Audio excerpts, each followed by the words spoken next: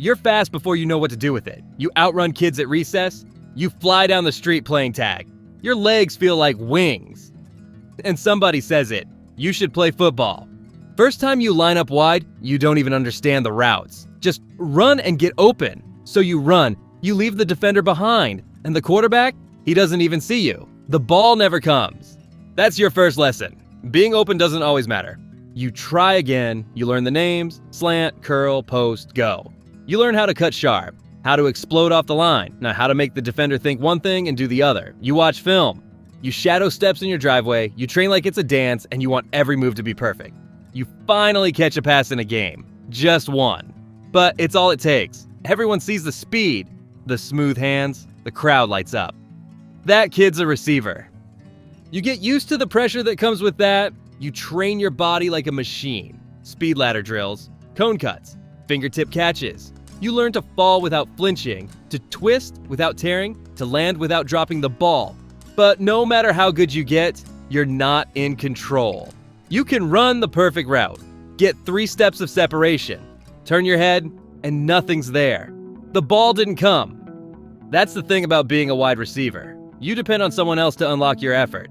No matter how hard you work, it means nothing if the quarterback never looks your way.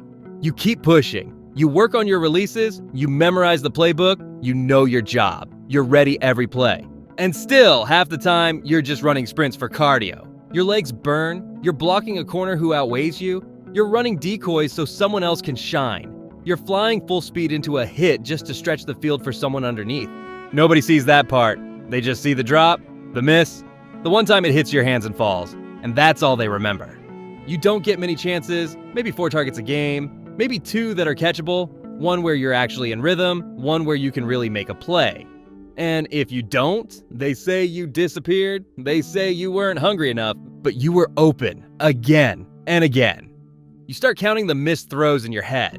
You know when you could have broken one, but it doesn't matter. You don't get to explain. You're a receiver. Your job is to catch whatever comes your way, whether it's too high, too late, or on third and impossible. You don't complain, you just go back to work. Because the few moments you do get, the ones where the timing clicks, where the defender bites the wrong way, where the ball finally comes and you're in stride, those are magic. And when you reach for the ball, bring it in and hear the silence of a stunned crowd or the roar of your sideline.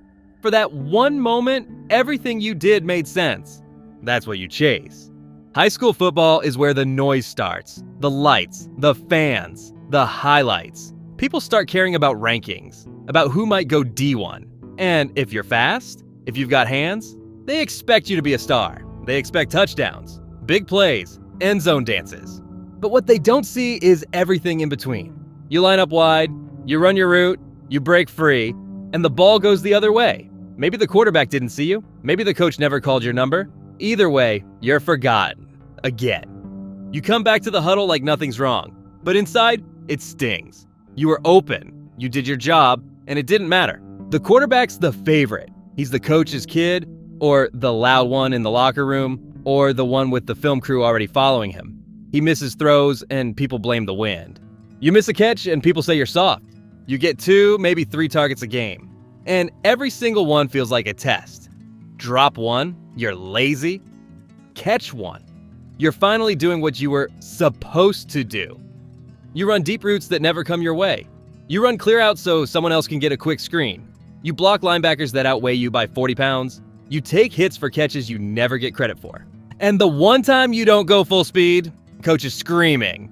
If you're on the field, you go 100%. You do. But most of the time, it feels like you're sprinting to be ignored. You start staying late after practice, working on your cuts, your hands, your timing. You know you have to be perfect because your margin for error is smaller than anyone else's.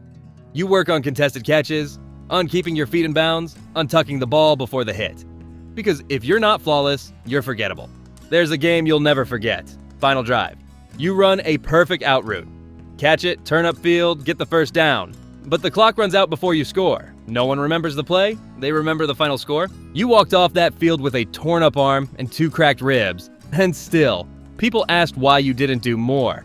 They don't see what it takes to play your position. The bruises, the routes that go nowhere, the blocks that leave you on the ground. They only see the final numbers. Catches, yards, touchdowns.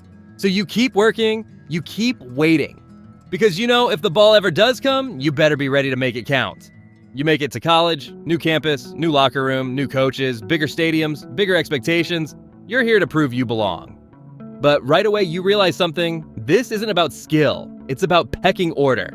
There are already juniors and seniors ahead of you. Guys who've waited, guys who've played. Guys who already have a connection with the quarterback. You're fast. You've got hands. But nobody's looking your way yet. You run scout team routes. You mimic the other team's plays in practice. You catch balls in warm-ups, then stand on the sideline all game. Helmet on, waiting, watching. Sometimes they call your name. You get a few snaps, a deep route. A motion fake, nothing real. You don't get into rhythm.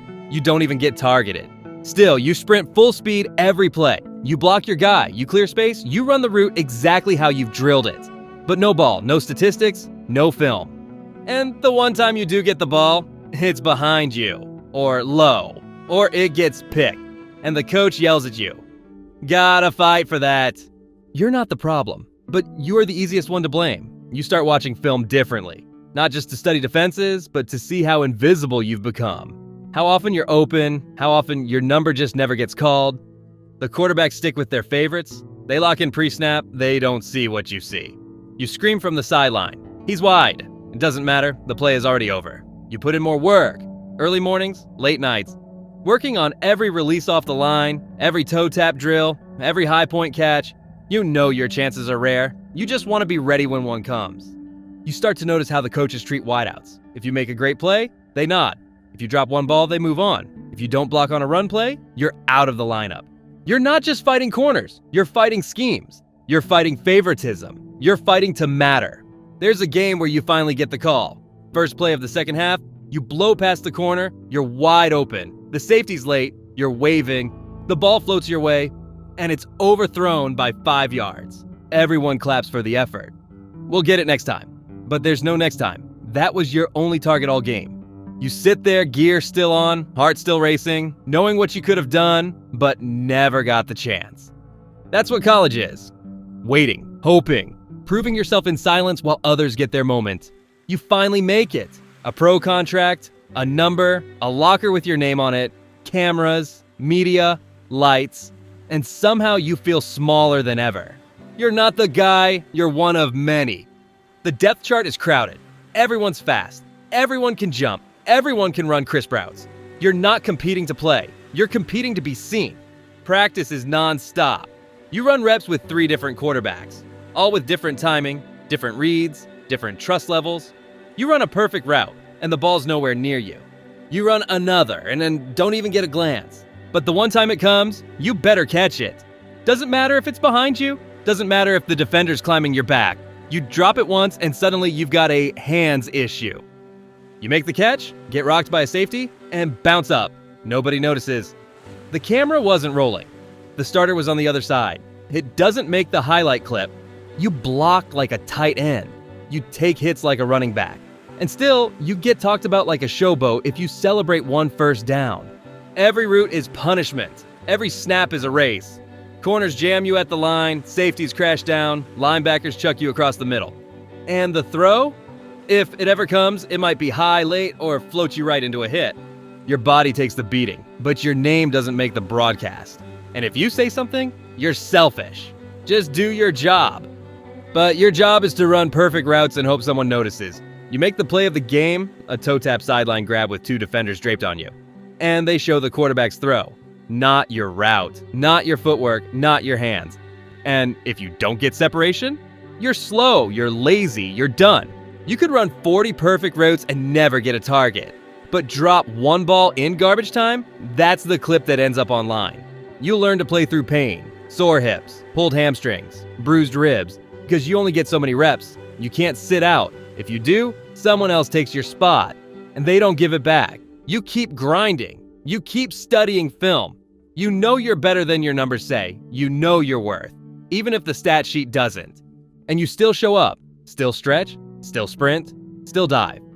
Because being a wide receiver isn't just about catching the ball. It's about being ready, even when no one's looking. You don't get to control much. You run your route, you do your job, you wait, and hope the ball finds you. Sometimes it does. Most times it doesn't. You've trained your whole life for the moment it finally comes.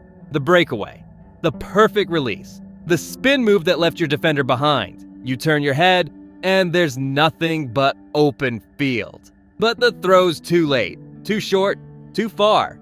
So you jog back, reset, no one saw what you did, no one saw how open you were. You learn to live with that. You learn that being a wide receiver means chasing perfection. Not for applause, but because if you're anything less, you disappear. You felt the crowd roar when you finally pull one in. You've felt the silence when it slips through your hands. You've carried both moments home with you. You've played through pain in your legs, your ribs, your pride. You've run routes with tears in your eyes and still kept your timing clean. Because wide receivers don't get breaks, you get windows. Tiny, timed windows. And if you miss them, that's on you, but you keep showing up. You love the feeling when the ball finally comes your way, when you time it just right, when it lands in your hands and the defender can't do a thing about it. That split second, when the crowd rises, when the sideline explodes, that's the reward. Not the stats, not the headlines, just that moment of proof. You did your job, you stayed ready. That's why it sucks to be a wide receiver. And that's exactly why you never stop showing up.